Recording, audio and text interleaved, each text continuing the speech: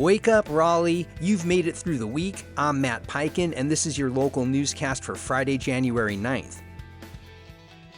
Raleigh city officials defended their diversity programs Wednesday after being summoned to testify before a North Carolina House committee. Lawmakers questioned whether the city's equity efforts violate new federal restrictions on DEI programs. City Manager Marshall Adams David emphasized that Raleigh does not use racial quotas and focuses instead on inclusive economic development. Mayor Janet Cowell said several initiatives were suspended to ensure compliance with a 2025 executive order.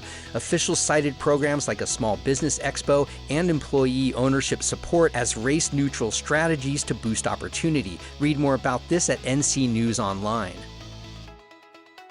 Before being accused of fatally assaulting Ravenscroft teacher Zoe Welsh, Ryan Camacho had a troubling history with a Raleigh family who say the system failed to intervene. Wes Phillips and his wife endured years of stalking, vandalism, and threats from Camacho, beginning in 2016. Despite repeated police reports and a temporary no-contact order, Phillips says Wake County authorities failed to act decisively. Camacho was eventually convicted on misdemeanor charges, but served only brief jail time.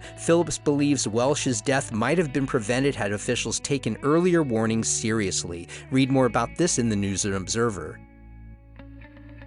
In South Raleigh, 20 new rental townhomes may soon rise on South Blount Street, across from the former Greyhound bus station. Developer Blue Wave has submitted a preliminary plan to build 4 three-story buildings featuring rooftop decks, garages, and shared amenities like a dog park and picnic area. The 2,100 square foot units would offer 2 bedrooms and 2.5 baths. The site, zoned for industrial mixed use, sits near the future Downtown South project, which has already spurred additional housing nearby. Blue Wave expects to deliver the homes by spring of 2027. Read more about this in the Triangle Business Journal.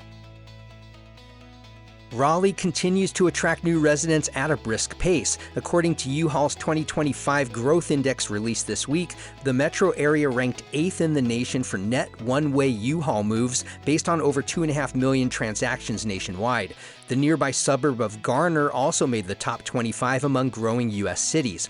While U-Haul's data doesn't directly measure population growth, it's considered a strong indicator of migration trends. A separate report from retirementliving.com found North Carolina had the second highest net migration in the country last year, with nearly 60,000 more people moving in than out. You can read more about this in the News and Observer.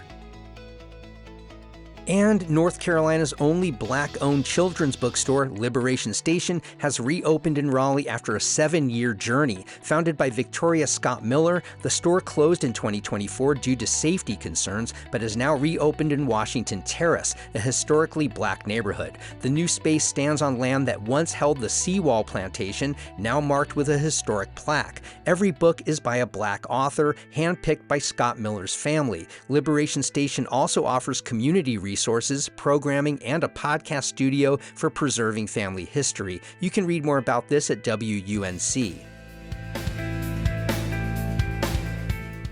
If you haven't already, do sign up for our free daily newsletter. It's basically this newscast in written form. Go to wakeupral.transistor.fm. You can also find us on Facebook and Instagram at Wake Up Raleigh. And please share this podcast with your friends who care about this city. I'm Matt Peiken. Thanks so much for starting your weekdays with Wake Up Raleigh.